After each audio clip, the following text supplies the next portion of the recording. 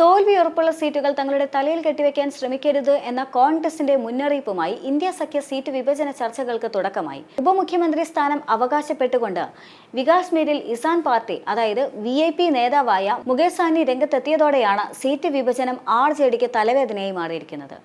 RJD കാര്യാലയത്തിൽ പ്രതിപക്ഷ നേതാവ് തേജസ്വി യാദവിന്റെ അധ്യക്ഷതയിൽ ചേർന്ന മുന്നണി യോഗത്തിലായിരുന്നു ഘടകകക്ഷികളുടെ കടുത്ത വിലപേശലുണ്ടായത്.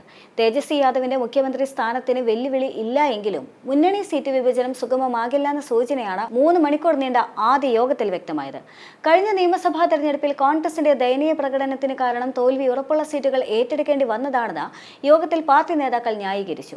ഇന്ത്യ സഖ്യത്തിലേക്ക് VIP കക്ഷി എത്തുകയും RLJD എത്താൻ സാധ്യതയുള്ളതും കണക്കിലെടുത്തുകൊണ്ട് സീറ്റുകളുടെ എണ്ണത്തിൽ വിട്ടുവീഴ്ച ചെയ്യാൻ കോൺഗ്രസ് തയ്യാറാകണമെന്ന ആവശ്യമാണ് RJD ഉന്നയിച്ചത്.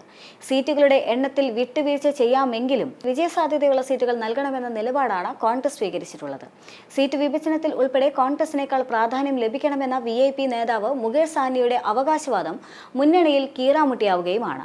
തേജസ്വി യാദവ് മുഖ്യമന്ത്രിയും താൻ ഉപമുഖ്യമന്ത്രിയുമെന്ന മുകേഷ് സാഹ്നിയുടെ അവകാശവാദം കോൺഗ്രസ് നേതൃത്വത്തെ തന്നെ അലോസരപ്പെടുത്തുന്നുണ്ട്.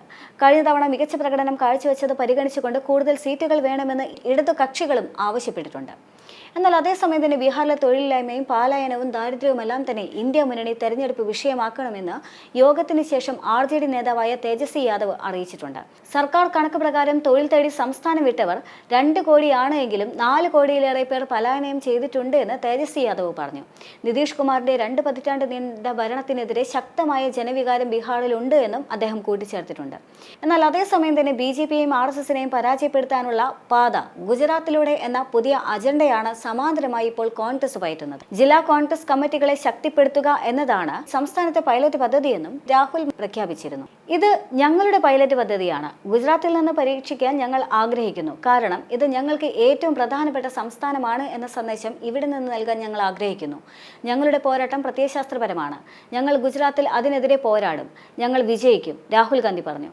മഹാത്മാഗാന്ധിയെയും സർദാർ പട്ടേലിനെയും അഭിസംബോധന ചെയ്തുകൊണ്ടായിരുന്നു അദ്ദേഹത്തിന്റെ പ്രസംഗം. കോൺഗ്രസിന്റെ യഥാർത്ഥ അടിത്തറ ഗുജറാത്തിലാണ് സ്ഥാപിച്ചത് എന്നും ഈ സംസ്ഥാനമാണ് തങ്ങൾക്ക് ഏറ്റവും വലിയ നേതാക്കൾ നൽകിയത് എന്നും അദ്ദേഹം കൂട്ടിച്ചേർത്തിരുന്നു. എന്നാൽ അതേസമയം തന്നെ ഗുജറാത്തിലെ പാർട്ടി കേഡറിൽ മനോവീര്യം തകർന്നിട്ടുണ്ട് എന്നും രാഹുൽ ഗാന്ധി സമ്മതിക്കുകയും ചെയ്യുന്നുണ്ട്. ഗുജറാത്തിലെ വിജയത്തിന് ഇത് തടസ്സമാണ് എന്നും അദ്ദേഹം പറഞ്ഞിരുന്നു. എന്നിരുന്നാലും ഗുജറാത്തിലെ ദൗത്യം പൂർത്തിയാക്കുമെന്നും രാഹുൽ ഗാന്ധി ഉറപ്പു നൽകി.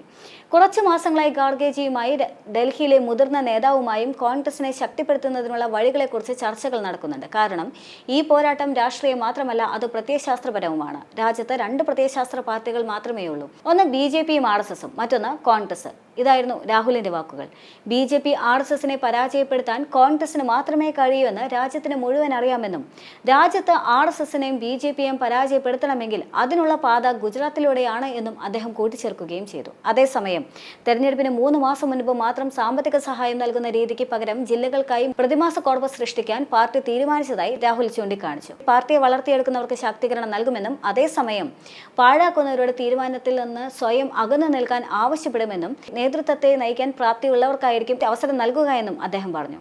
ജോലി ചെയ്യുന്നവർക്കായി വാതിലുകൾ തുറക്കുമെന്നും ജോലി ചെയ്യാത്തവരെ സംബന്ധിച്ചിടത്തോളം അവരുടെ മുന്നിൽ വാതിലുകൾ പതുക്കെ അടയ്ക്കണമെന്നും അദ്ദേഹം പറഞ്ഞു. DCC പ്രസിഡന്റുമാർ എന്ന നിലയിൽ സ്ത്രീ പ്രാതിനിധ്യം 0 എടുത്തു കാണിച്ച രാഹുൽ ഗാന്ധി ഇത് അംഗീകരിക്കാനാവില്ല എന്നും മാറ്റം വരുത്തണമെന്നും പറഞ്ഞു. ജില്ലാ പ്രസിഡന്റുമാർ എന്ന നിലയിൽ എല്ലാ സമുദായങ്ങളിലെയും പ്രതിനിധികൾക്കും സ്ത്രീകൾക്കും ഇടം ലഭിക്കുന്ന ഒരു സാമുദായിക സന്തുലിതാവസ്ഥ ഉണ്ടാകണമെന്നും അദ്ദേഹം ചൂണ്ടിക്കാണിക്കുകയും ചെയ്തു.